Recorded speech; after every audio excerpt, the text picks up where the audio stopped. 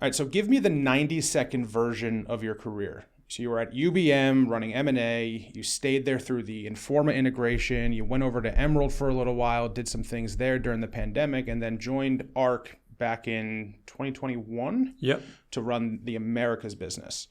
Tell me a little bit about the thread that connects all of that, and what are you particularly good at these companies?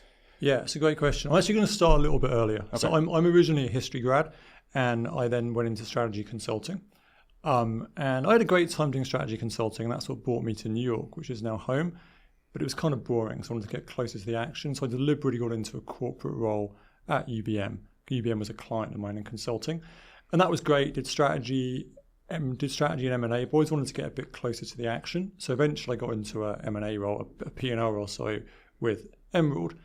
And then when Simon Foster, our CEO, started up ARC, I joined in 2021, and we started doing deals in the US to build the business. We've now built a very large business in the US, which I now run. The common thread through all of that for me is that I'm an all-rounder. So I love doing the M&A, I love building businesses, I love doing the integration, but I love working in the team as well to build the business and drive it forward. So it's really about me liking a broad range of things, that experience of M&A through integration to actually running the business. History grad, what was the ambition when you went for that degree? It's just the subject I like the most. So, I'm a history grad as well. Oh, so, you are? Okay, yeah. Fantastic. I was a bio major for the first 3 years of school. Yeah. 2008 comes around, Obama's running for president. I'm spending my entire time doing that. So I failed biochemistry and vertebrate biology, which were two impossible courses. Senior year, I changed to history, finished it in a year. Oh, wow. And graduated. So yeah, I love history. I was going to go on and get a master's in foreign relations, learn how to speak Farsi and all that, and then instead I got a job in marketing. So here we are. The thing about history is I didn't really know what I wanted to study, but what I wanted to do after I studied, but what it teaches you is how to gather information, synthesize information, and most importantly, tell stories. And that's obviously really important in any corporate job you're doing. So it was a really valuable grounding. Are you an avid reader? I wouldn't say I'm avid. I'd like to do more reading than I do. Well, we have a lot of work to do, right? Exactly, yeah. All right, so ARC was founded in 2021. You joined to help with M&A, to run the U.S. business. You guys have done 9 acquisitions in 4 years. That's right. 5 years now. We're in 2026. And you run 150 events, plus that, I'm sure, I don't know the exact number, across agriculture, financial services, HR tech, ed tech, and with the Touchpoint deal a year ago, real estate and insurance. You've got over 300 people on the team. What is the argument that those are the verticals that belong together? Talk a little bit about that. Yeah, I think that's a great question. So ARC now globally is about 450 people, and we think about our verticals as HR, education, finance, and food and ag. So it's really 4 areas. Now, initially, the acquisition strategy was somewhat opportunistic. We wanted to build scale. So in 2021, we acquired what's now the Agri Connect business in agriculture and food. Then in 2022, Incisive Media and Financial Services, and then we carved out the HR and ed assets, a business called LRP Media in Florida. So that was somewhat opportunistic in terms of building scale and building the platform. But what binds all of those communities together is the need for information among those professional groups and the fragmentation amongst both the audience and among the vendors. So they are attractive markets for events and media and content. There's opportunities for growth in them. And I think what we do, come on to this more, is the way we've built the platform across the business, we apply a skill set that can be relevant to all of those businesses. That means we serve them online and offline. So I think it's clear early on it was opportunistic to build scale, but the through line for ARC was always about how can we serve attractive professional communities online and offline. And so when starting, if a different vertical had been available, like if there had been a scaled healthcare kind of vertical, would you have gone after that instead? Yeah. Yes. In the early days, we would have done that. The vision for the business was about post-COVID. Look at someone like UBM pre-COVID where I worked, right? It was very much focused on exhibitions. The ARC thesis was actually the value is in serving the community year-round, online and offline, with trusted content brands and high-quality content. So we thought that could be applied in a range of attractive verticals. And yes, if it had been healthcare come up early on, we definitely would have looked at it. I think we feel really fortunate that food and ag, education, HR and financial services are great sectors to be in terms of growth opportunities. Typically when one of these sort of deals happens, or when private equity decides to target this vertical, they buy a platform and then they go out and start adding more things, right? you guys were sort of a bit of a different play where there really wasn't already a pre-built platform. You were starting from scratch, but you weren't starting from zero. You were starting by buying. Talk about that. Like, how does that business plan come together? You know, did you already know what you wanted to buy and then you went and found money, or did you get the money and then go out and find buy targets? Like, talk about that. Yeah, no, it's a great question. So Simon Foster, our CEO, he partnered with EagleTree and presented the investment thesis I just talked about and got backing from EagleTree prior to the first deal. Then it was all about, well, let's go and find some deals that fit that thesis. And like I said, we were relatively sector agnostic initially, but we did it really quickly. Right? Between the summer of 2021 and the end of 2022, we acquired 3 very large businesses, probably had 300 people. We're now 450 people. So we got to the scale really, really quickly, which was great. I think since then, it's been more about, well, let's bring the platform together. Let's consolidate the platform, organize it better, and then add on capabilities and add on sectors that are relevant. So you mentioned Touchpoint, right? That's a great deal for a couple of reasons. First of all, really strong in financial services in the US with the ThinkAdvisor brand, which complements our incisive media brands, Investment Week, professional pensions in the UK. So from a sector perspective, it was great. And we also, last week, we ran the event Benefits Pro Expo in Chicago. Also an event we acquired from Touchpoint, and that fits nicely with our HR events already. So I think that sector fit between Touchpoint and Arc was really, really important to the deal. But it wasn't just that, it was also about capabilities. With Touchpoint, we acquired a really strong digital platform and a set of capabilities around content production and digital media that's been synergistic with the rest of the Arc business. And so do you call yourselves an events company, or do you call yourselves a media company, or like, how do you, if someone like we were talking about your kids, your kid comes up to you and says, Dad, what do you do?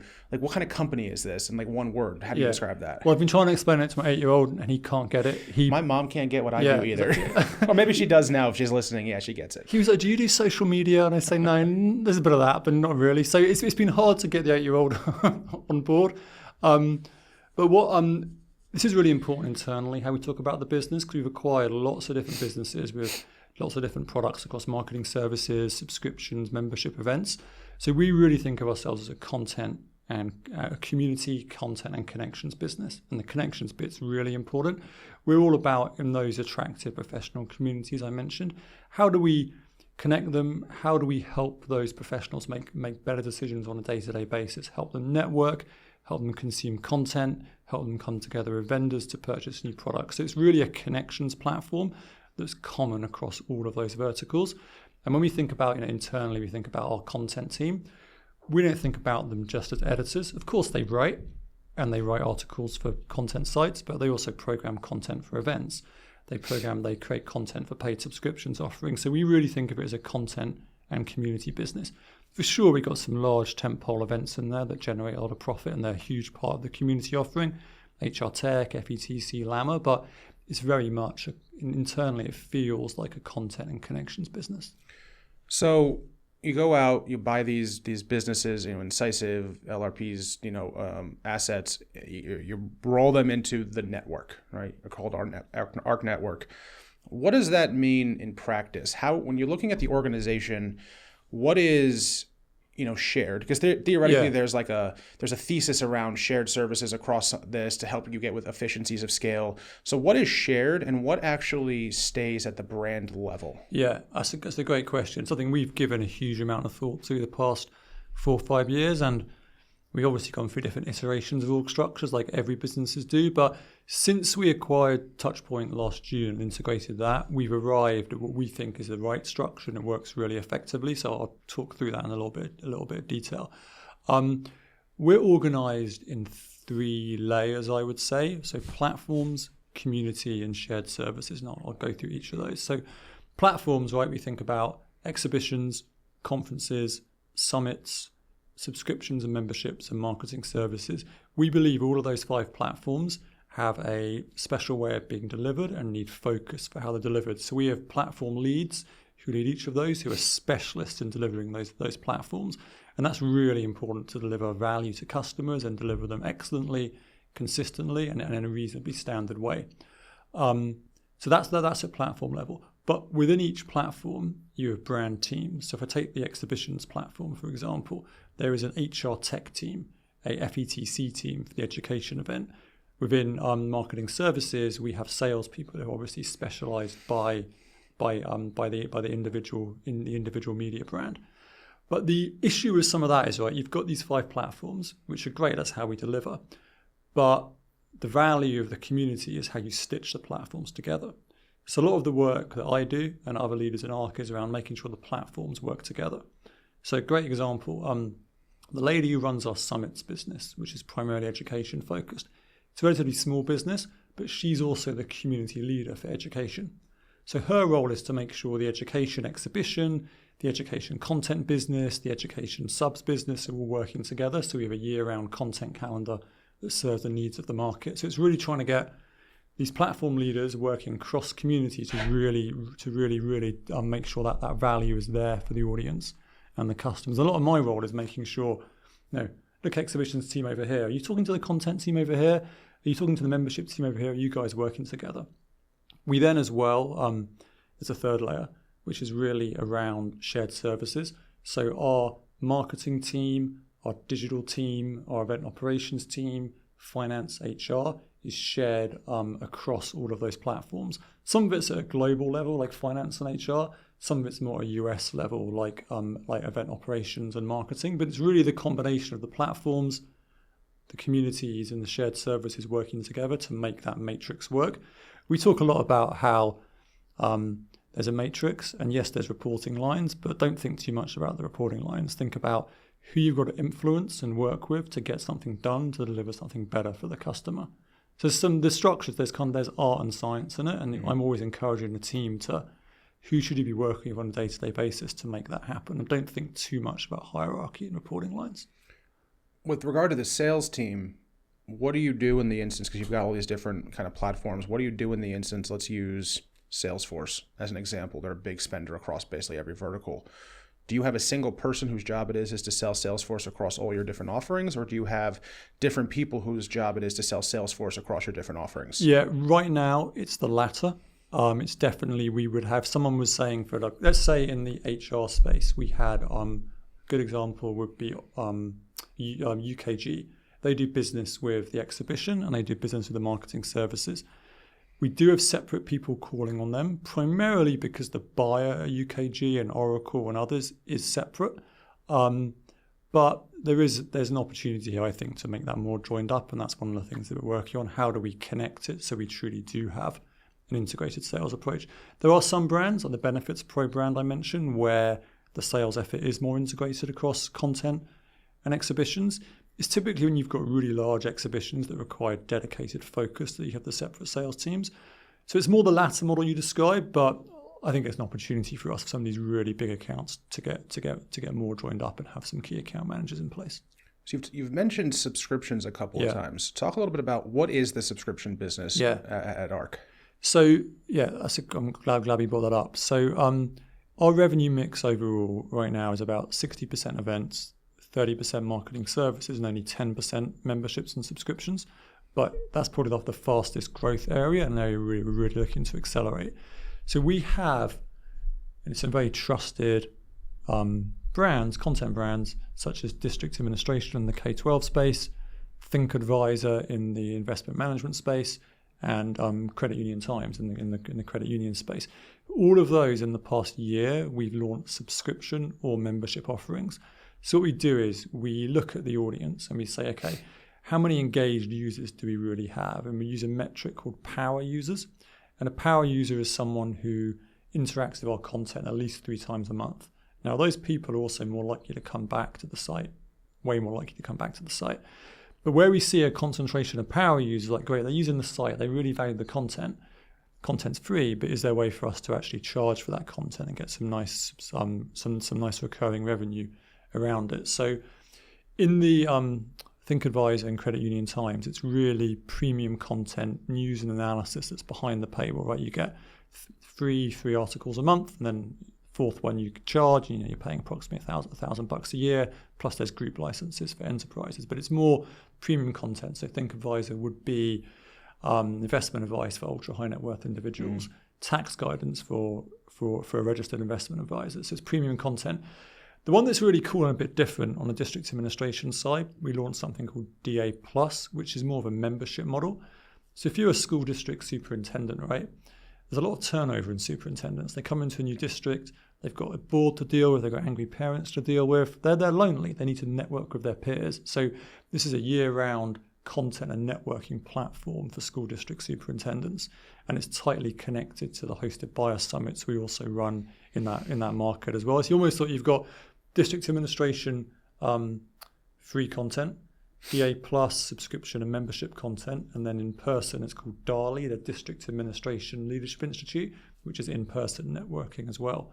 So the subs and membership business, think of it, it's not just premium content, it's also networking as well for people and access to peers year round. And like I said, that's a huge focus for us given the depth we have of these trusted editorial brands and the chance to upgrade these power users into paid users. And so the networking, is most of that networking done virtually, or are you like organizing like monthly get-togethers? Like, what do they get? What do they pay? Yeah. So for DA Plus in that example, the superintendent would be paying up to, for an individual license, would be up to $5,000 a year. Oh wow! They get access to the content on the platform, which is content. It could be content about budget trends, the latest federal government initiatives, what's going on there, about governance. It could be more softer kind of leadership content to help them lead in their district. But they also get premium access to our superintendent summits, and there's 6 of those a year that brings together 60 superintendents for networking. So that's in person, roughly 5 or 6 a year. And they also get access to FETC, which is the Future of Education Technology Conference, which takes place annually in Orlando. And there's a wealth of content there and also networking opportunities. So it's really a mixture of online and offline membership and content offering. I want to pull a little bit on that summit that you just mentioned, right? Because I've long thought about building a premium tier of AMO, and so one of the nice things about these shows is I get to get free consulting from experts. So now I'm gonna give you a case. So $5,000 gets you access to these 6 summits, 60 superintendents, so a total of really only 360 superintendents get to participate. What is sort of like the P&L? What does a P&L look like for one of those summits? You know, from a cost perspective, like, do you look at each individual summit as like a profit driver, or is those break even? Like, does incremental revenue come in? Like, tell me about that. No, we so there's probably 3 revenue streams here to think about, and they're all profitable in their own right. So the summits are typically roughly $500K revenue, making 60 to 65% gross margin. A lot of the cost, obviously, it's the venue, it's the room nights because we're hosting the superintendents. Okay. These guys, they need some pampering when they come out of the districts. They want to go to a nice venue. We effectively offer them a travel stipend to offset their. This is a regulated market, of course, in K-12, so we're quite careful. But it's a travel stipend to offset their travel expense. So you're covering F&B, flights. We're not covering them directly. We offer them a travel stipend to offset that cost. Okay. But it is effectively their cost to room, F&B, flights. We put on speakers, we put on content. They do round tables, they do meetings with vendors. The key thing to get right, though, is obviously it's vendor funded, that drives most of the revenue. Okay. The coaching for the vendors is really important to make sure they're there to share thought leadership. Like, no superintendent wants to be sold to in that environment, but they want to learn about new solutions. They want to learn about the latest classroom technology, latest software to make busing in the district cheaper. Mm-hmm. So there's a chance to get in front and share that thought leadership. So what our team does that's really cool, they coach the hell out of the vendors to make sure the vendors aren't pitching and they're building the relationships with the superintendents. So 150 plus events a year, how many of them would you say are like that smaller 60-person kind of summit that's a hosted buyer, fly them to a nice resort kind of product versus a big show? Yeah, I mean, ARC has globally 6 or 7 big shows. We then have in the US 6 or 7 hosted buyer events and a few more conferences. The incisive media business, the Professional Pensions Investment Week, that runs a large number of small events in the UK. They could be dinners, they could be half-day events or one-day events. So those 130, 150 events, a lot of that is in the incisive business in the UK. But globally, the biggest events are LAMA in agriculture in the UK in January, HR Tech in October, and FETC in January. Now, the cool thing about HR Tech, I'm just talking about this a little bit, we've taken that brand and taking it global. It's always been a great event in Vegas, and it's always been HR Tech alongside HR Executive, the digital media. We launched it in Amsterdam 3 years ago. That event ran last week, was really successful. It's running right now in Singapore, HR Tech Asia, and then we're planning to launch in November 2027 HR Tech Abu Dhabi.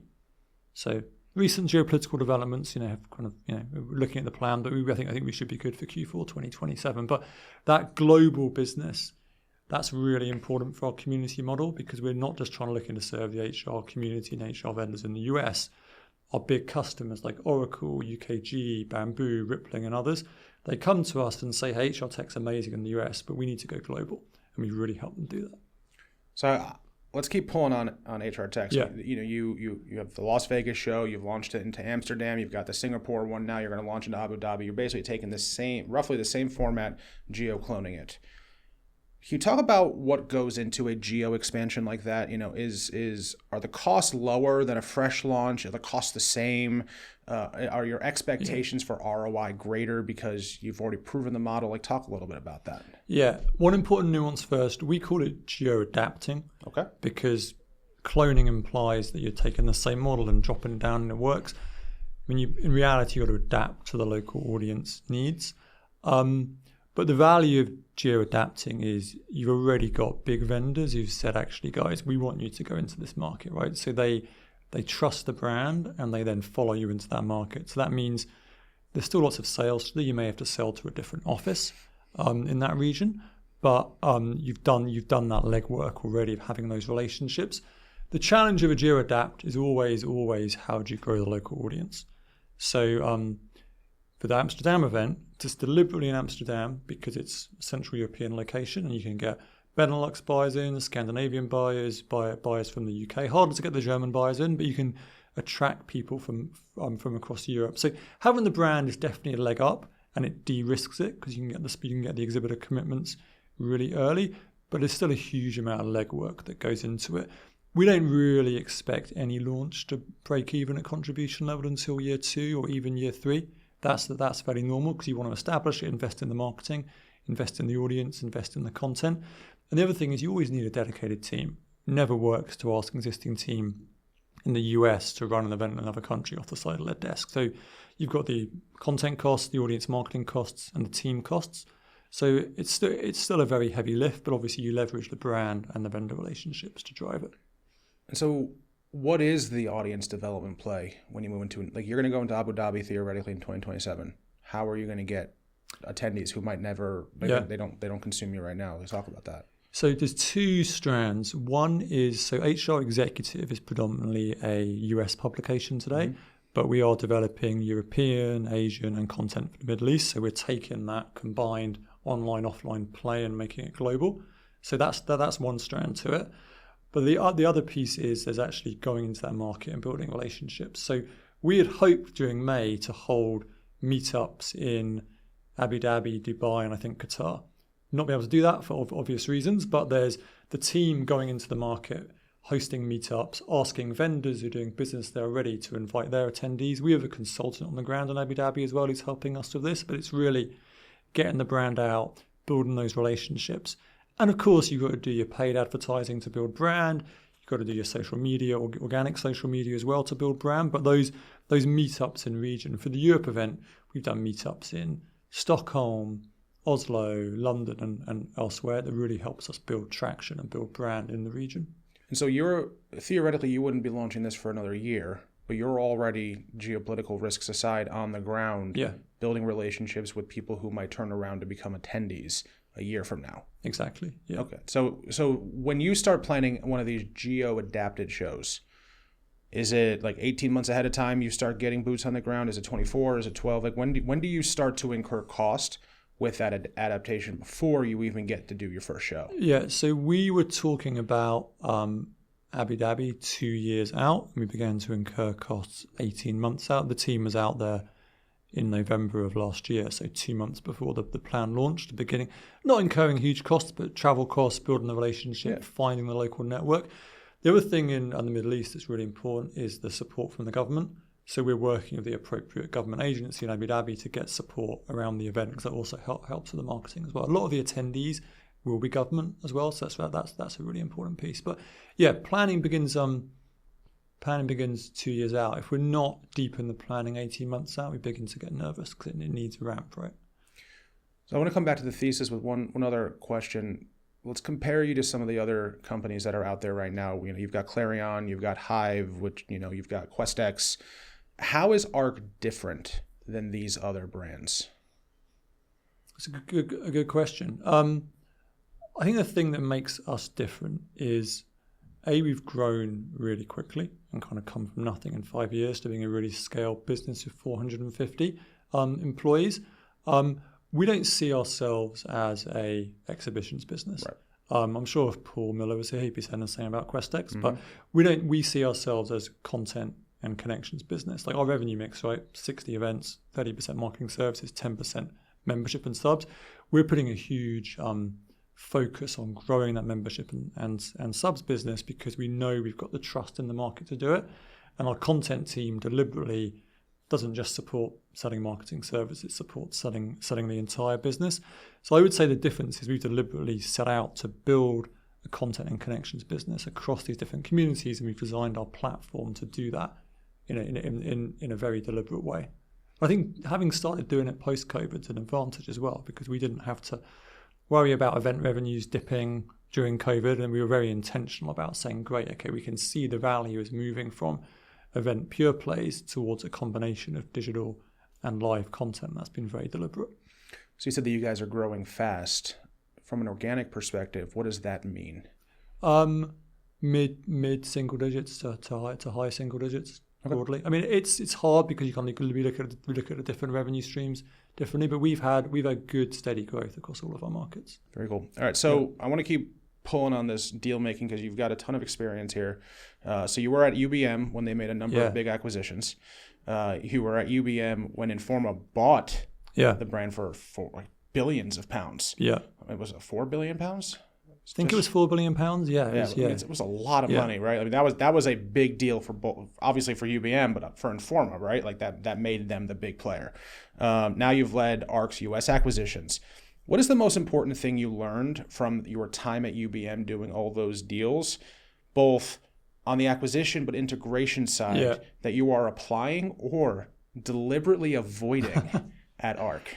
Yeah, I mean, I was really lucky at UBM to get a huge amount of exposure to M&A, both larger deals and bolt-on deals. And then when Informa acquired UBM, I very quickly began working on the integration of the Informa team. So I got a huge amount of experience of very large deals and smaller bolt-on deals as well.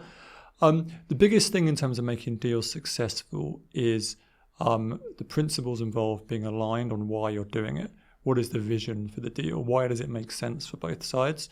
I'm actually late this afternoon meeting of an acquisition target at bolt-on we're looking at, and he and I are talking a lot about why are we doing this? Because when you do a deal, there's ups and downs, there's arguments. You could be working with a founder who's not sold their business before.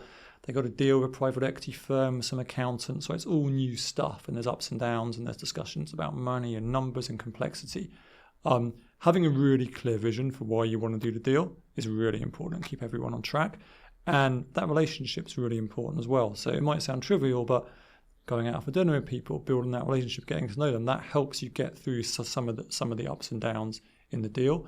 So to me, that's the number one important thing for making deals happen. I think that's where I've been successful, is the relationship building and tying the deal to the strategy. Where things go wrong, that's a great question. Normally it's around the integration. Integration, there's a lot of planning that goes on. But I'm a big believer in going quickly on these things. If there's an issue around an integration, a people issue, a culture clash, the longer you ignore it, the more of a problem that creates for people, and the more things diverge over time. So integration plan, have a really clear plan built before the deal, get aligned on the plan, don't hide from the hard issues around people and structure, and then go really quickly so you can actually get everyone aligned as soon as possible. Now the caveat, of course, is you got to protect the revenue. Right, because you're doing that. But if the sooner you can integrate the businesses, get the culture and team aligned, the better it's going to function. You don't let problems fester. So it's a real sprint once you buy something. Yeah, when we acquired Touchpoint, we did the deal in about 6 weeks, and then we drove the integration super hard. And there were systems coming together, teams coming together. So there were cost synergies. Of course, there were always some people leave as you bring the business together, but we drove super hard and we beat our target on the cost synergies and the platform synergies around the deal. We brought the teams together super quickly. The cultures came together, and then we had the teams driving on new revenue initiatives really quickly as well, which has been really important. So Touchpoint was the last deal you did, I think, July last year, right? Yeah. It's May, so we're coming up on a year since you guys have done a deal. Is that because of where you are in your cycle with EagleTree as your owner, or is that simply because the market is so out of whack? I think it's two things. We had to digest Touchpoint. It was an additional 100 people in the US that doubled our employee presence in the US, so there was a digestion process going on, systems, people coming together. Also, we're quite selective now. We're only going to acquire in those core markets. I talked about finance, education, HR, food and ag, and we want things that are very synergistic. So we're looking at a couple of bolt-ons in the education business at the moment, a couple of things in HR, a couple of things in finance, but we're being selective. I mean, I don't think there's been a lot of deals done in Q4 and Q1. Smaller event businesses, like WTWH acquired something last week, obviously close to Still Traded, that's on a far different scale. No, I think it's more a function of us digesting Touchpoint and then us being targeted and focused in the things that we want to add on to the business to make sure they do add value. Is there any way that you would expand into an entirely new vertical through M&A? We talked about that recently. If there was something that came along and it was the right scale and we felt we could add it onto our platform and there were synergies from bringing the businesses together, we would definitely look at it. But the bar would have to be pretty high. We're managing, right, a large number of verticals and a large number of platforms, and there's a certain skill to that to get the communities working together. So we certainly look at things, right? That's part of our job is to evaluate different opportunities, but the bar would be pretty high. So when you are evaluating a deal, how do you determine the success of it? Like, you kind of want to model out where you think success is going to be. Are you expecting success in 12 months, 18 months, 36 months? Like, at what point do you go, this was a success, or, yeah, we missed it on this one, actually? It's situational. We close, we create a business plan. And in that business plan, there are revenue growth targets, there's cost saving targets, there's a plan around when we're going to integrate different things. When are we going to integrate the Salesforce instance? When are we going to integrate the audience database? So there's milestones around integration activities. Like by this date, we want to have integrated the tech stack. By this date, we want to have brought these two teams together. And then that's done constant. That's done on a week to week basis in the first 6 months of the integration. And then we have revenue and profit targets, and we'll evaluate those each year.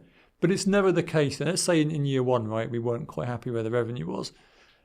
That's a learning, and then we move on. What did we learn? Why did we miss the target? How can we do better next time? So to me, it's never really about judging it in the first 6 months to a year. It's about learning and then how we can push on to make it even better. Plus, there's always things you discover. There's always surprises. With M&A, as most people know, surprises normally aren't good in the early going. But as you plan, you get to the business. There's all sorts of things you can try later. It's never really a case of pass or fail with deals. It's always a case of learning and driving on. And when you're underwriting these possible deals, are you basing it purely on the financials of the possible target, or are you looking at it from we might pay more because we know there's going to be a ton of cost savings, or we know that we're just going to sell the hell out of it? It's both. It's for sure. It's always I'll correct myself. It's more what we think we can do to it to add value. So we knew together, Arc and Touchpoint together, we could add a hell of value by bringing together the finance piece, bringing together the HR and benefits piece, and there was overlap in the teams. So there's a chance to bring teams together as well and bring systems together. And we're still working on that. So it's always about what value we think we can add to the deal. So a great example, right, with the one of the reasons we were so excited about the HR assets is because we knew there was demand for HR Tech Europe, hadn't been launched, and we knew we could take it because we had HR Tech in Vegas and a team in Europe and really deep experience in our team in Geo-adapting, so we could launch in Europe. So we did it, and then in year 3, it was $2 million plus revenue. So we knew we could do that. And then we knew with some of the content experience and Touchpoint, we could roll out new membership offerings as well. So it's always like, what value can we add? Can we add to this business? Would you rather buy a great asset at a fair price or a fair asset at a great price?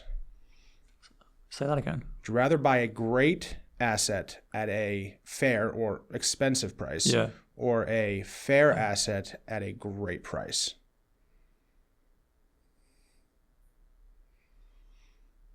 It's situational because there's so many parameters you can look at. The greatest value is when you get something at a good price and then you can add on to that and create real value. So if you can, if we were looking at, say, something in our HR portfolio, right? If there was a small add-on event in HR that we thought worked really, really well alongside it, but it was small. If actually this event is small, we can get it at a great multiple and we can add lots of value to it because we can cross-sell customers, we can improve the operations, we can improve the customer experience, we can add these experiences on the show floor, we can cross-promote audience on HR executive. We'd be really excited about that. So I think finding a decent asset that we can add value to and getting it at a good price, that's always really attractive. So you buy a company, right? And Touchpoint's a little bit different because, we'll come to that in a second because it was kind of like so you guys were sister companies in many respects. So you bought the LRP portfolio, right? And you didn't buy the whole company, you just bought certain assets from them. Walk me through, integration happens, right? You sprint through that integration, then that's done. Walk me through what changes from an ownership perspective, what changes from an operational perspective, how... for a founder who might be listening to this, who might one day go, Arc might be home for my thing one day, walk me through what they should expect to happen in that first year. Because theoretically, you're going to want them to stick around. They'll be on an earn-out. There's all sorts of that. So talk about that. Yeah, LRP was a bit different because of the scale of it. And the founder of that business, Ken, he was holding on to his legal assets. He still runs those. So we were truly carving that out and the team was coming, but the founder was staying. But if we're talking about, perhaps a smaller deal when the founder is staying, I think the point I made earlier on about the alignment around the vision is really important to get through some of those challenges in the first 6 months to a year. But if you're the founder, you have to be prepared that things are going to change.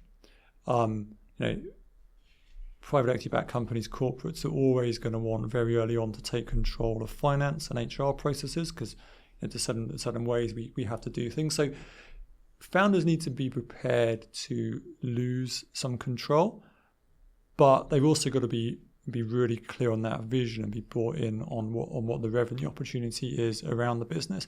It could be we're going to work together and we're going to launch an event in a new geography, and the founder could not have done that on their own. So being clear about the value the acquirer is going to add to the founder and being really clear and agreed on that is really important. So if I'm a founder doing a deal, you'll be prepared for some of the back office stuff to change. And often founders will say, I don't want to do the back office, that's boring, that's tough, I want to give it to you, which is great and we want to take it. But sometimes if that means the invoices are being sent a bit differently or someone else is managing HR, that can be quite challenging for founders. So have to be ready to accept a bit of loss of control around that.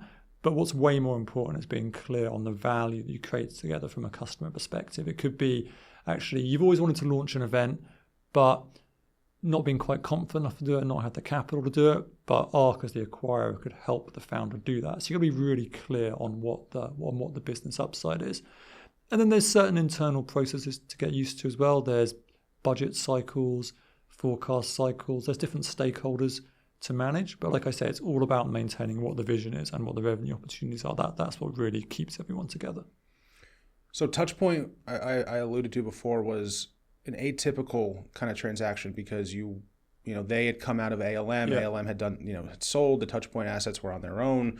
They had done a rebrand and then almost immediately after sold to you guys, but same financial sponsor with EagleTree. How does that sort of a deal come together? How do you price an asset when the buyer and the seller both have the same owner? Yeah. I mean, it's a great question. I think after EagleTree had sold ALM to LBR, obviously Touchpoint was the was the business that was still there. Eagletree came to us with a choice and said, look, you guys take a look at this business.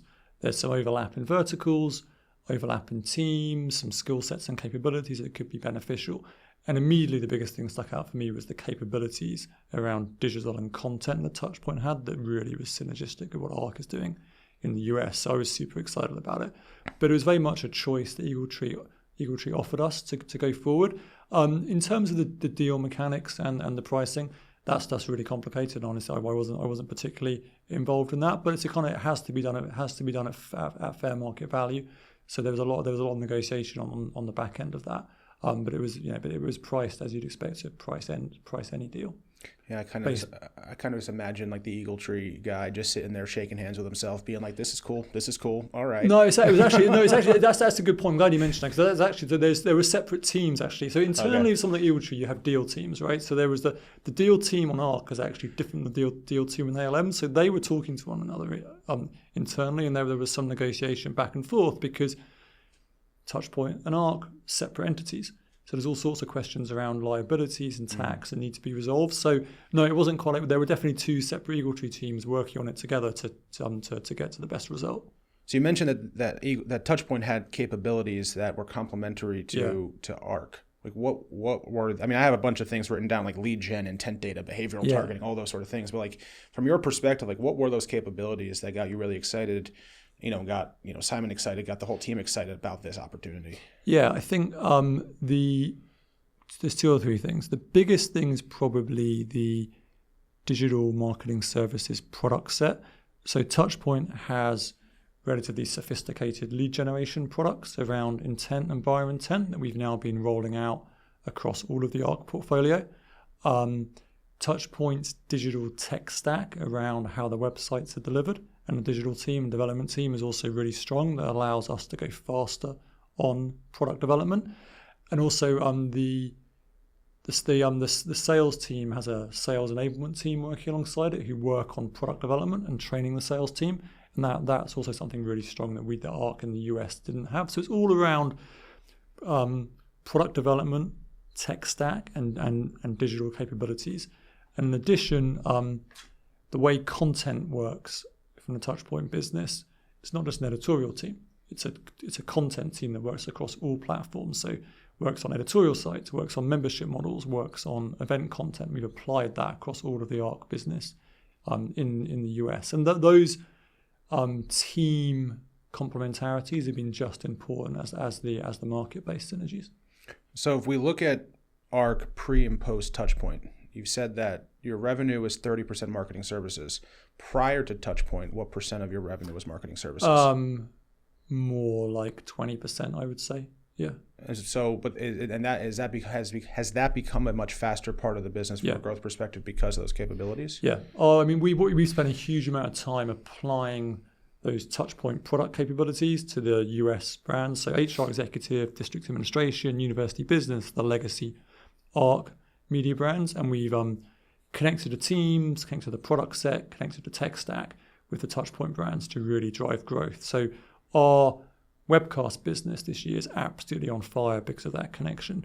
We've actually got growth in display advertising in some of the legacy Arc brands because of the connection with Touchpoint. So that's something that's gone really well and really quickly.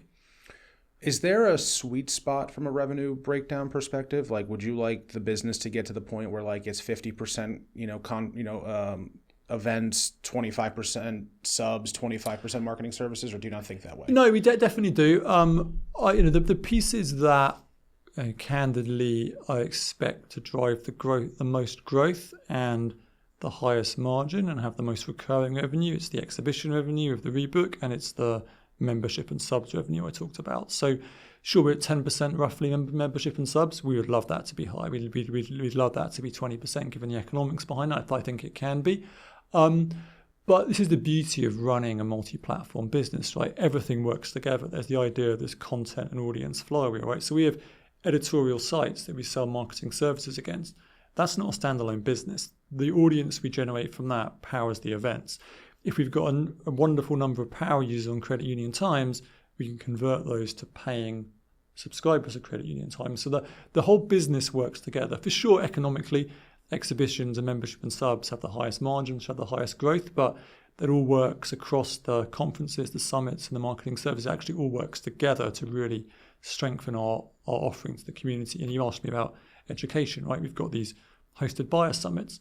They might not be the highest margin piece of the business, but they attract the highest quality audience. And the superintendents, right, who come, they're also the guys who will subscribe to DA+. Right. If they come to the education exhibition, they generate the highest quality leads for the customers. So it all works synergistically, and that's why the community model is beautiful.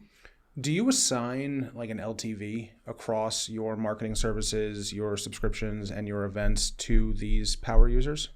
That's something we're working on. I can't point to that data today, but as we stitch the business together, and I think as we use more AI tools to interrogate the data, we'll be able to do that. Because a power user, right? The value of the power user is obviously the engagement they bring if they convert to being a paying delegate for an event, if they convert to a $2,000 subscription, if they, we might sell leads to customers at $60, $70, $80, right? So you can see those power users who come back again and again. There's huge value in that. So over time, we will definitely measure that for those power users. Yeah, I think about that for AMO, and we're starting to experiment with some paid acquisition. And it's like, all right, so the base level product we offer is a $395 a year subscription. If I can get someone there, great. I've probably paid for their acquisition, but that's not really their LTV. Yeah. If I can get them to come to the AMO Summit, that's $1,500. So now I've got them to $1,895 on their revenue for the year. Exactly. What if I get them to come to a dinner? Right? Well, dinner is $20,000, $25,000. There's 15 people in that room, which means that's an incremental $1,200 in revenue. Yeah. Suddenly, you look at one person is generating thousands and thousands of dollars in economic value for the brand. So, good example, right? For our superintendent events, the price tag for that is north of $40K for a sponsor to get in front of 60 superintendents. So the value of that superintendent isn't just their subscription to DA+. And it's right, I've been watching your gating strategy on your articles. I can see you're trying to kind of lure me out again. So, yeah. Yeah, our model is we're more aggressive than you are. I give you one free article. Yeah. I give you a second free article if you make a free account. And that's it. Then you have to pay. And then if you don't pay, you can come back next month and get one more free article. And if you don't pay, you can come back the month after that and get one more free article. But beyond that, we have gone very aggressive with the wall, with the one caveat that I want that registration because of all that data that comes along with exactly. it. Yeah.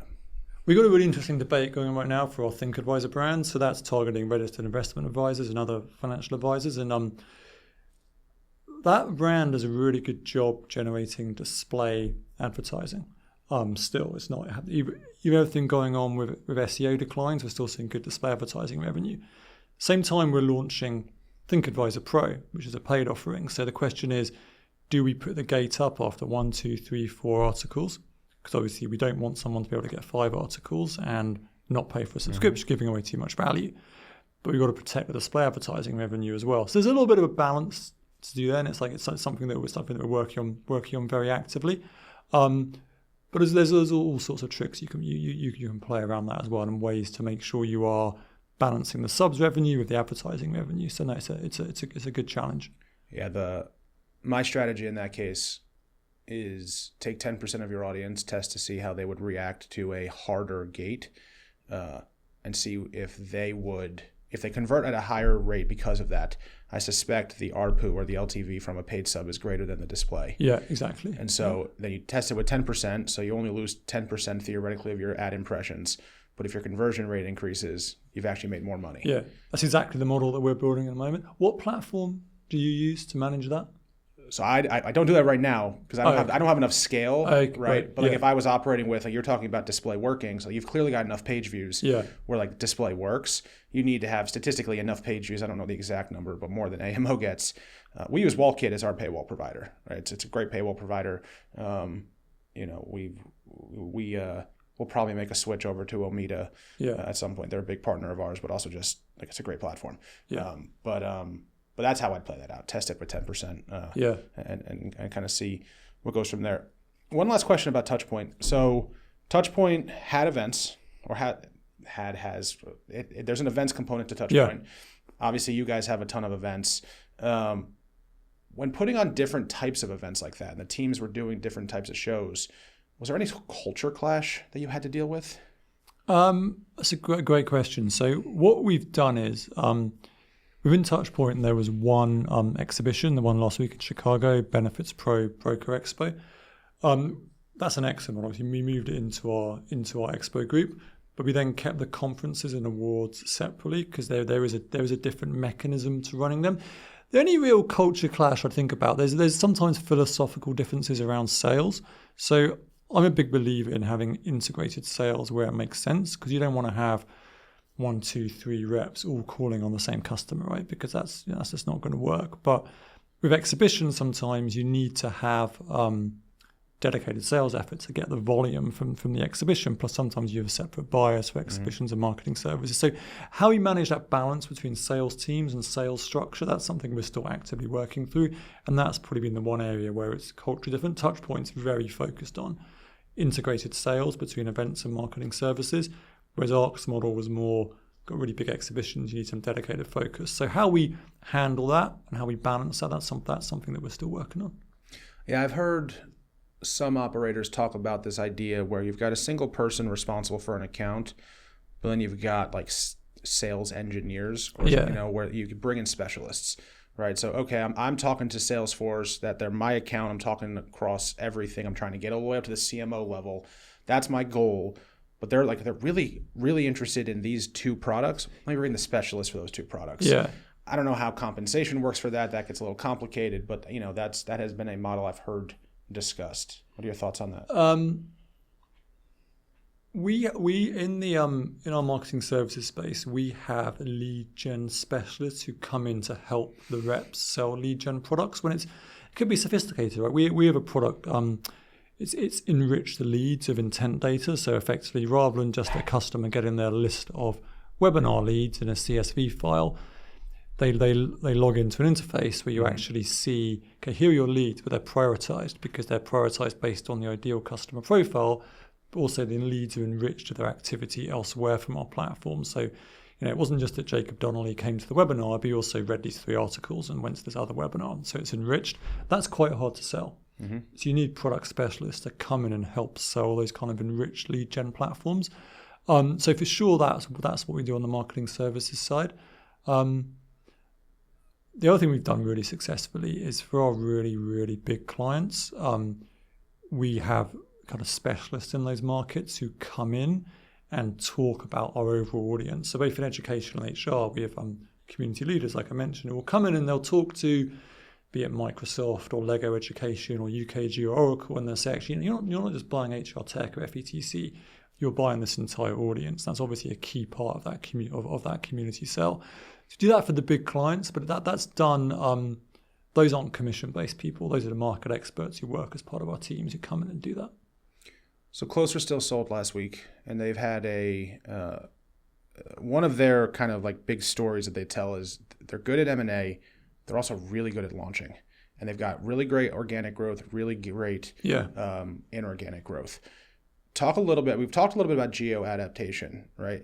Talk a little bit more about how ARC thinks about launching new brands, or is this something that you just don't pay attention to and it's really just the geo-adaptation for that growth? No, we certainly look for opportunities for domestic launches, but the natural opportunity has fallen more towards geo-adaptation, and because HR is such a big thing for us, and the chance to have the global HR content and event platform in Vegas, Amsterdam, Singapore, and Abu Dhabi, that's huge. That's been a massive focus for us. Something we are doing, though, in our education market, the event FETC in January is focused on the K-12 market, but there's increasing convergence between K-12 and higher ed. You probably know the Trump administration's focused on workforce development to make sure that college graduates, school graduates are ready for the workforce. So that's bringing higher ed and K-12 together.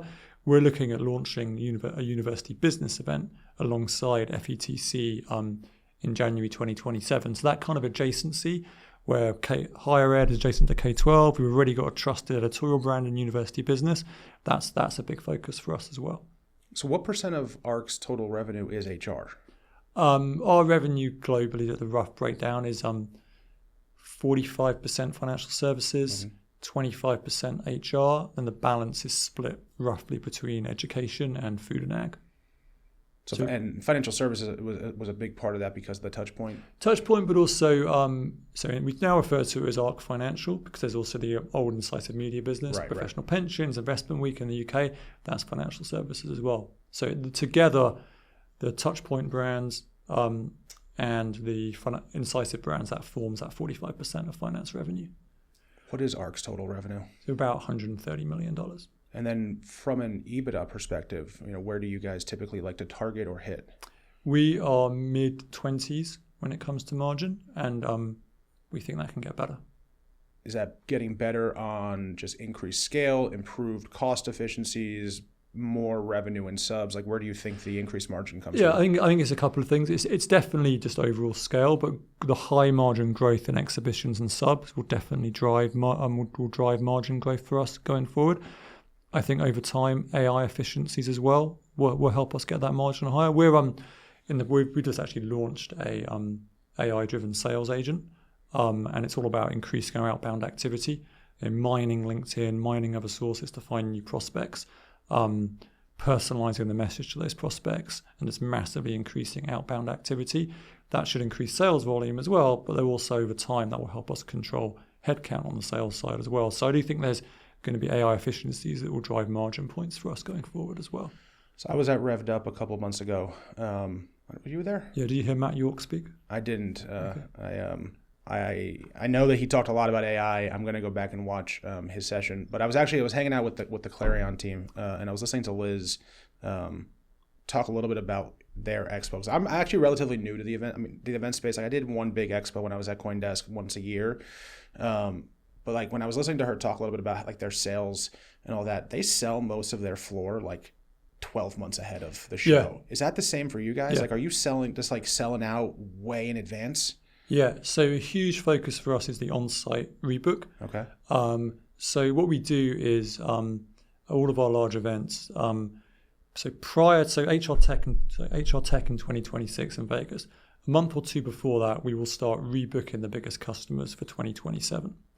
And then on site, we will rebook the rest of the customers for 2027. The way that works, because customers value their slot at the event and there's prime space at the event. So people want to lock in their location and come back to the event. But more importantly, on site, it's a great time to be face-to-face with customers and build the relationship, talk to them. It's not just about, hey, sign a contract. It's about, how was the event? What went well for you? What do you want to achieve next year? How can we work together? So that opportunity to connect with the customers and drive that experience is really, really important. So yeah, we're very similar to Liz and Clarion in our approach to drive and rebook. And are you billing like net 30 from that signature? So like you're getting paid from the exhibitor 12 months out? Yeah, typically, yeah. That's one of the great things about exhibitions, right? You begin to get paid before you incur the costs. A lot of the costs come on site, but you're paid way before. So yeah. It is hands down the greatest part of the events business that I have learned. I only ever have to put the deposit down. I haven't quite got to on-site bookings yet. So for the AMO Summit, I only ever have to put the deposit down for the venue. And that's the last dollar that technically comes out of our pocket. Yeah. Everything after that is ticket sales and sponsorships, which means when you have a sponsor who's like, no, we're going to pay you like net 70. I'm like, yeah, it sucks. But, it is what it is. Yeah, you gotta hold your ground on that. You got to say these are the payment terms. They're consistent for everyone. You can do that in a very lucrative market like HR. It's a little bit harder in media and events. Yeah. A little bit harder. So you've worked inside UBM, Informa, Emerald. You're now at ARC. 4 different ownership structures, 4 different strategic approaches to events. What is the thing that most events companies are still getting fundamentally wrong about putting on shows? Wow, that's a great question. I think, there's still a big focus on selling space and selling square feet. I mean, there's still huge value in selling the booth, but I think the pace of innovation and the different types of products that we're selling is still relatively slow across the business. So our events, HR Tech, FETC and others have exhibit revenue and they have sponsorship revenue. We want to do more work to develop the one-to-one events, the one-to-one meetings on site, the hosted buyer meetings on site. And I think, one of the things of our strategy for ARC is, right, community and connections driven. I think AI is a huge tailwind for that because there's more of a need to be in touch, to trust content and trust people. So last week at our Benefits Pro event, our editor-in-chief is on stage. He's introducing people, other speakers who are trusted. They trust the editor-in-chief. People come back 365. They come back to those speakers and those editors. They trust them. That's really important. But the opportunity, therefore, to sell more sophisticated digital and live packages, we've got work to do there, and I think organisers in general still have work to do there. With AI, right, digital and live are closer than ever, right? Things are way more integrated than before. That supports the community model. But I think in general, exhibition organizers have some work to do to catch up in terms of how you actually sell the audience against, rather than just selling the event. How are you truly selling that community audience in the AI era? I think that's the area to work on. So ARC rolls up in 2021. EagleTree is the financial sponsor. You're now in your 5th year. Typically, PE holds are 5 to 7 years. Now I know the pandemic sort of extended that a little bit and it's kind of, morphed it a little bit broader. But so you're now in year 5. So what is the exit thesis? How does the answer to that question change what you prioritize operationally and organizationally right now? Yeah, it's a great question. So we are private equity backed, so there will be an exit. As you mentioned earlier on, Mike, we're a little bit different in that we got the backing from EagleTree prior to having the business in place. So we spent 2 or 3 years doing acquisitions and bringing the business together. So really ARC came together as something substantial in scale in 2023, 2024. So on that basis, we're only really kind of 2-3 years in. So we're talking years rather than months before exit, quite likely. But we got to scale super, super quickly. 450 people, big business. And as I said, the M&A focus is now very much on bolt-ons, on the sectors that we're in, and also organic growth, launches, and Geo-adapt. So we've got a lot of work still to do in terms of revenue growth, both organic and inorganic. But the focus is in those core sectors we believe are highly attractive, how we can add deals onto them, how we can grow organically. So I think we got a lot more value to deliver before we begin to think about exit too much. So you and I will talk in 2028, and that's when you'll start thinking about selling, you think? We can keep talking. Okay.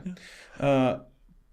But I do want to talk about one component of a possible sale for you guys. So investors love a clean story, right? Like if you're just an expo business, they know how to value you. If you're just a subs business, they know how to value you. If you're just marketing services, they know how to value you. You're all three, and not even just expo now, you're expo and hosted buyer, and summits and conferences and all of that.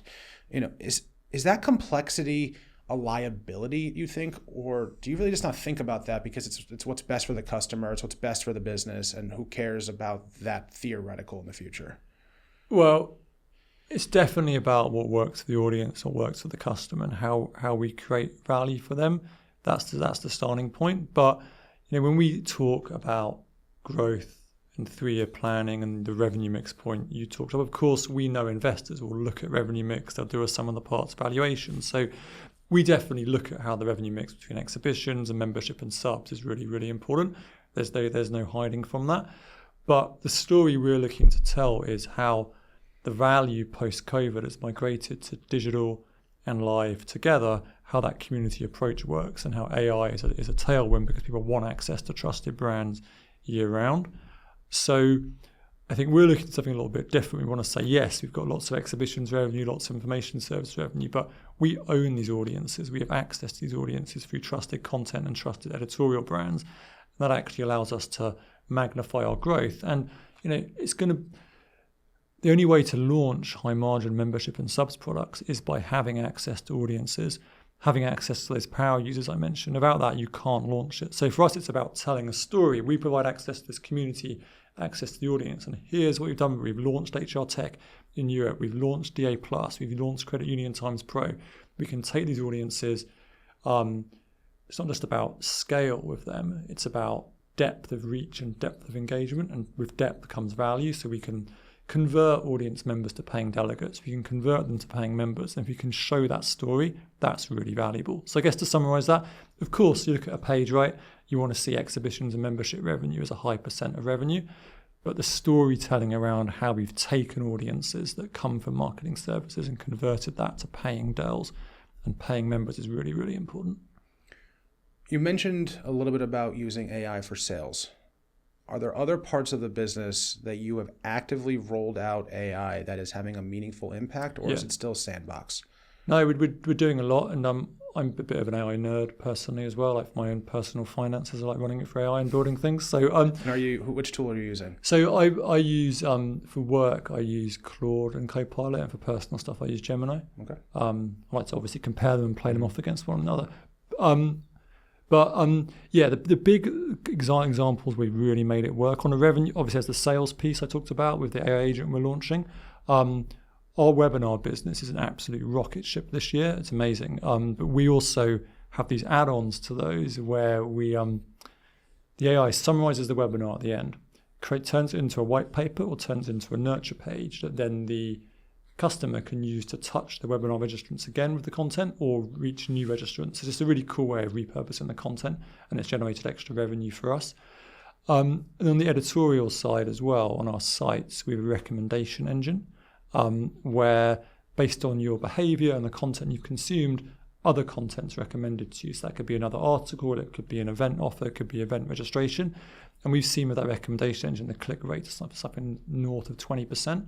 And of course, there's also process improvements, editorial teams, summarizing data quickly, creating bios, speaker profiles, and obviously it's all vetted by the editorial team, but the process efficiency on content has been really high. And I think now we're going to see the same on sales with the agent that I mentioned. So you spend time, I'm going to come back for a second to the clean story kind of conversation. You spent a lot of time at UBM and you lived through the events first kind of mantra, right? You guys sold off PR Newswire, you sold off the consumer, the electronics kind of media assets, concentrated entirely on Expo. Then Informa bought them. So clearly it worked. In hindsight, was events first the right strategy? Or if said a different way, if you were starting over from scratch, I'm, Jacob Capital Partners, and I give you $500 million to go out and roll up a new arc, would it be Expo only, or would it be the exact playbook right now, and why?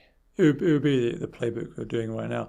Expo only worked really well for UBM's shareholders in terms of timing. That deal was in 2018, so prior to the pandemic. Great return, clean exhibitions business, that worked perfectly. But that was a moment in time. I think, I don't know, some of those brands that Informa acquired, I don't know exactly how they're performing, but over time, if the event is an island of our 365 content proposition, the audience is going to suffer.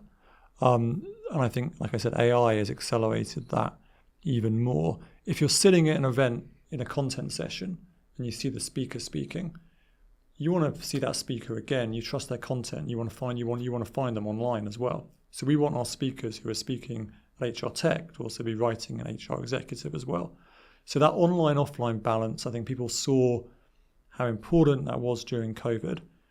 The appetite for content-supported assets obviously grew during COVID and after COVID. I think now with AI, it's going to become even more important. So I don't see how you can create a very strong events business without the digital offering. So it's that's the playbook going forward. Very cool. So I want to end with the same two questions I ask every operator that comes on the show. First, what is one piece of advice that you'd give operators looking to see success with their events over the next couple of years?